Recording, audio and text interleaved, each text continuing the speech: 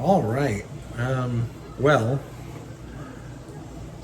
I haven't really posted to this channel in a few years. I haven't really had a lot to say. The podcast ended back in 2019. Here it is, end of 2024. Something brought me back today to say a few words. And if you guys like this, maybe I'll try to do reactions more often. Today, the James Gunn Superman trailer dropped.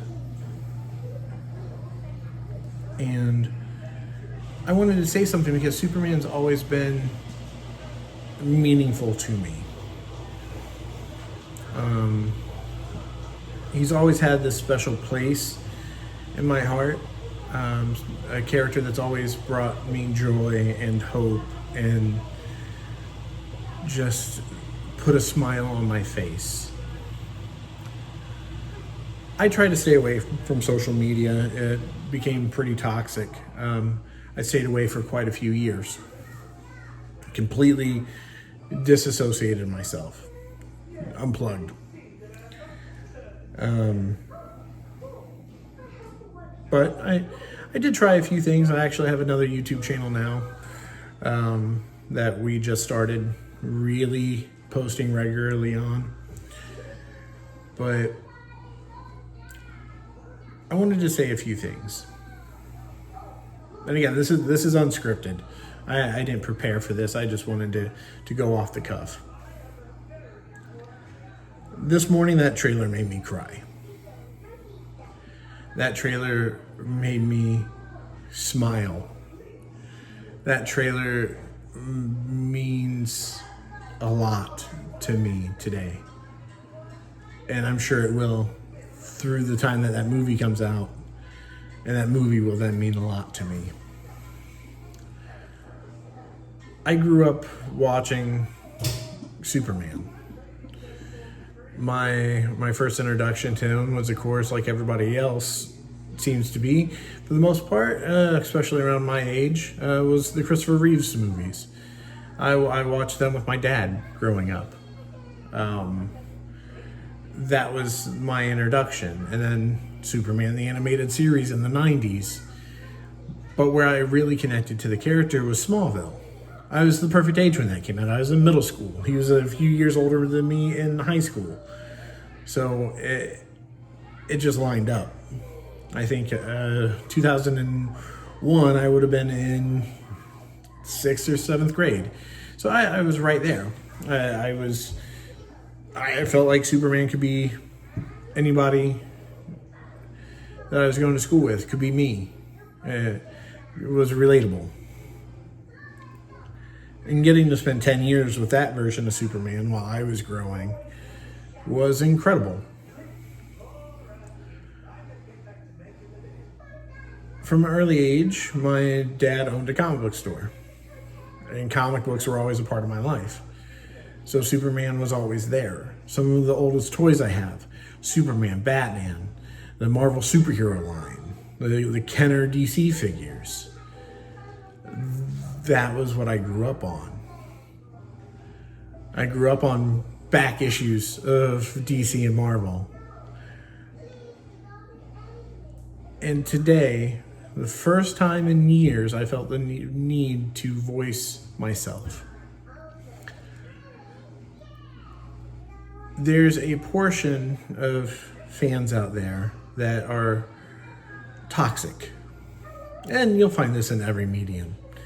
The Star Wars fans are right there.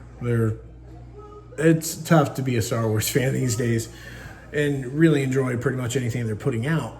I just love Star Wars. There's so, hit or miss. Some things are good, some things aren't as good, but I'm just happy there's more Star Wars.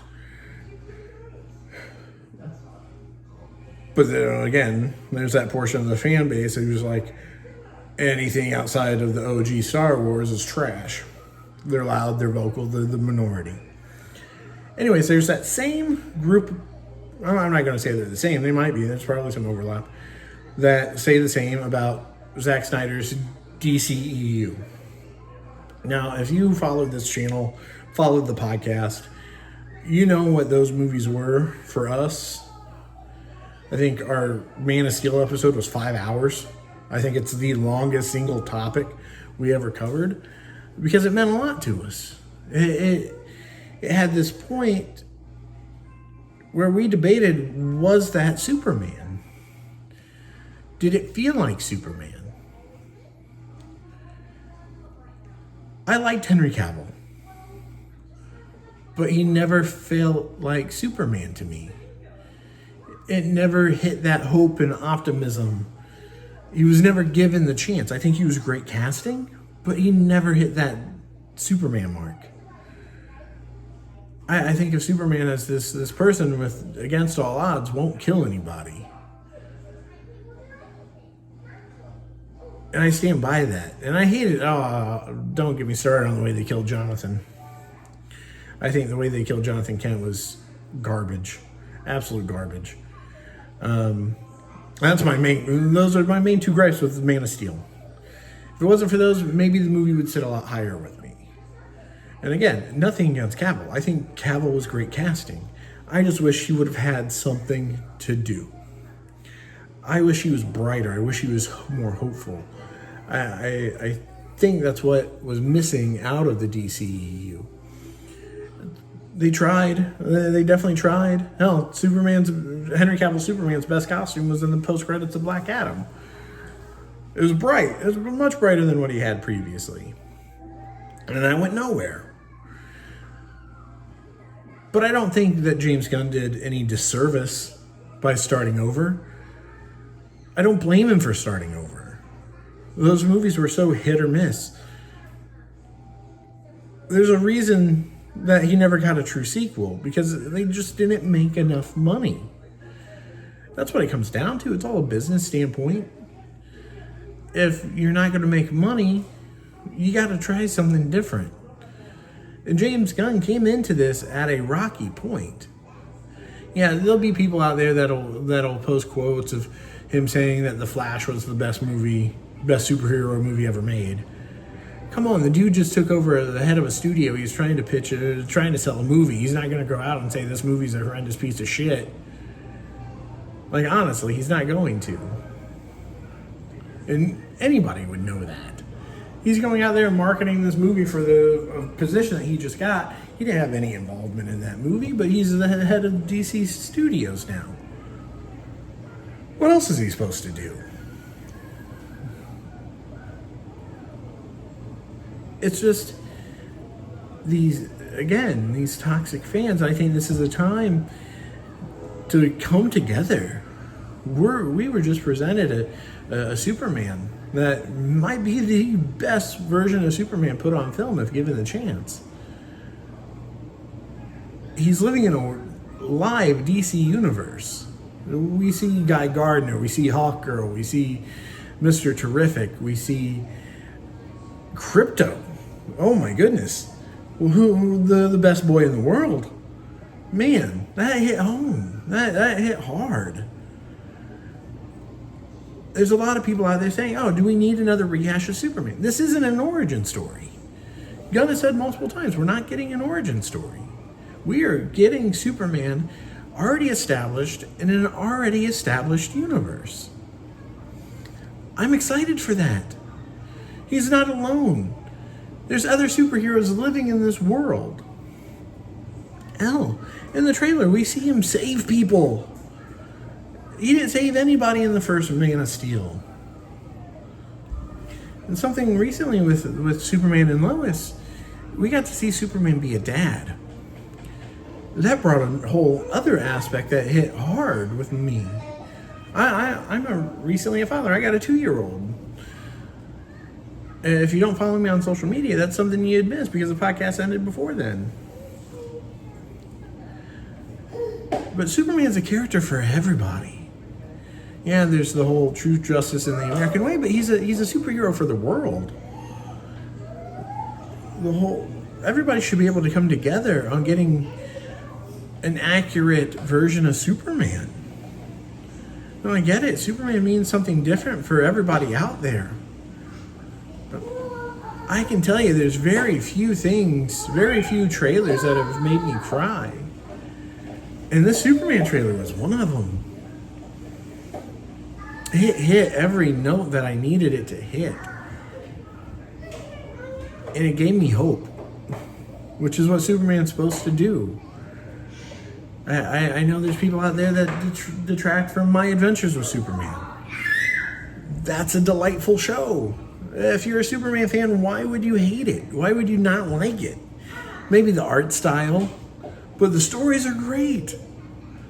And there's this whole don't make Superman woke thing that's going around. How isn't Superman woke? How hasn't he been woke since he was created? He was created, like, seriously, an alien coming to this Earth from outer space. He's an illegal alien fighting for a country that doesn't want him. You can't get more woke than that. Even the Zack Snyder movies hit that. So, it's kind of like the X-Men. The X-Men have always been woke. You don't complain. Shut up and just enjoy the character. I just don't understand the hate that this is getting. The online, like if you look at any comment section on any video, you either love it or you hate it, and I don't understand the hate. Yeah, sure, some of the characters look goofy. Guy Gardner looks like a doofus, but he's supposed to. That's Guy Gardner. Oh, you don't like Krypto? Krypto's been a part of Superman since 1955. What, Adventure Comics 210? He's been around for forever. He's had his own successful cartoon. A couple of years ago, started his own movie, DC's League of Super Pets, which was fantastic if you haven't seen it. Like, and he was just in the finale of Superman and Lois. Krypto is a part of Superman. Yeah, this might be the first time that some people are seeing him because movies get way more attention than anything else. But Krypto is part of Superman. In this movie, again, Superman is living in an established world of superheroes. They're embracing that weird and that goofy. And it's great. Hell, at this point, let's get Super Chimp and the Super Horse. I forget let's get those. I hope in Brave and the Bold we get the Ace the Bat Hound. Why not? I just don't see why you would want this to be bad. Why you're hoping it's bad. No, if you love Superman, embrace it. Superman's for everybody. This movie's for everybody. I don't know why anybody wouldn't think that James Gunn is capable of making a good Superman movie. He took the Guardians of the Galaxy, which were nothing characters, prior to that movie, and made them household names. He made a talking raccoon and a talking tree everybody's favorite characters. Like, he is capable of handling an ensemble. He is capable of telling great stories. Guardians of the Galaxy 3 was a masterpiece. I mean, who didn't cry when Rocket lost his friends? He managed to make you cry. If people don't understand that, he took a trilogy about the Guardians and made Rocket the main character. He made the raccoon the main character of those movies. It's the story of Rocket Raccoon, all brought together. So people are saying this movie feels overloaded by a 2-minute and 30-second trailer showing this world with only one line of dialogue throughout the entire thing. How can you say the movie's overloaded? We don't know what this movie is yet. But if there's anybody I trust to do it, it's James Gunn. he managed, again, to make the Guardians a household name.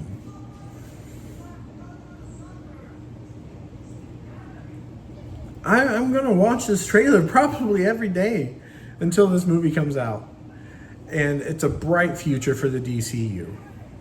And it makes me excited. Like, I was hoping... so, recently moved back to Florida. A lot of my stuff is still up in Indiana. This is the only Superman shirt I have down here, and it's a Superboy shirt. I went to Target today just specifically to see if they had any Superman shirts. They didn't. They did not. But that will change soon. I can't wait. This S is going to be everywhere again. And that's an exciting thing. I think this has the potential to be amazing.